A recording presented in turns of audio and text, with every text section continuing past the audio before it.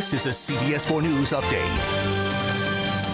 Good morning, I'm Carly Barnett. Homestead police are investigating a shooting. They were called to the 700 block of Southwest 8th Avenue just before 9:30 Sunday night.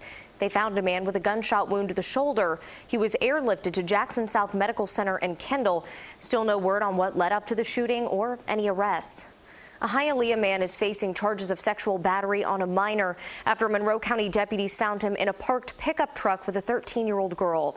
Deputies responded to a trespassing call and found 40-year-old Orlando Cabrera Vichat shirtless and his pants unbuttoned. Deputies say the girl was also partially undressed.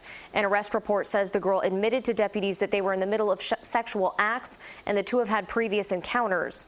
He will be arraigned next month. The Broward Sheriff's Office is investigating the death of a baby.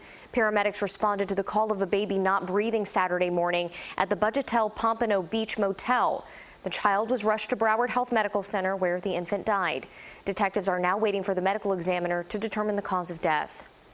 And Democratic presidential candidates swinging through South Florida trying to woo voters. Former Vice President Joe Biden stopped at Ball and Chain in Little Havana yesterday.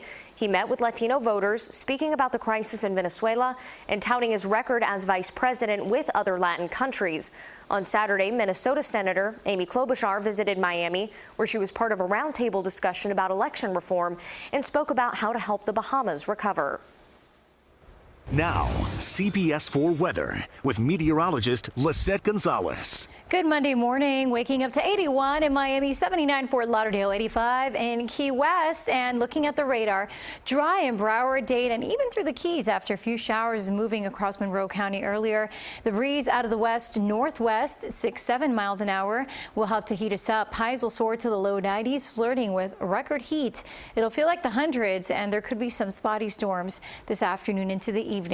And dealing with hazardous boating and beach conditions, all due to the swells and the higher wave heights associated with Hurricane Umberto moving away from the U.S. coast. However, still impacting us in the sense that we're dealing with rough surf. A small craft advisory is in effect through tomorrow night. Winds west-southwest, 10 to 15 knots, seas 3 to 6, a light to moderate chop, and also moderate risk of rip currents. So swimming is not recommended. Only experienced swimmers should check with lifeguards before they head into the ocean. But other than that, UV index is very high. So speaking of Hurricane Umberto, it is still bringing some scattered storms to parts of the Bahamas, and the moisture tail with Umberto could lead to some storms for us later today. But now we're talking about the threat for Bermuda, as Umberto is forecast to move away from the U.S. coastline. Here in South Florida, we don't need to be concerned about it, but Max has seen winds of 85 miles an hour, moving northeast at 5, slowly forecast to become a Category 2 later today or into tomorrow as it pushes generally to the east and then the northeast, and that's when it could be over or near Bermuda Wednesday into Thursday. Friday, Category 1, then heading out into the Atlantic. A disturbance in the central Atlantic has a high potential of developing into our next tropical depression over the next 5 days, so something certainly the Lesser Antilles will keep a close eye on.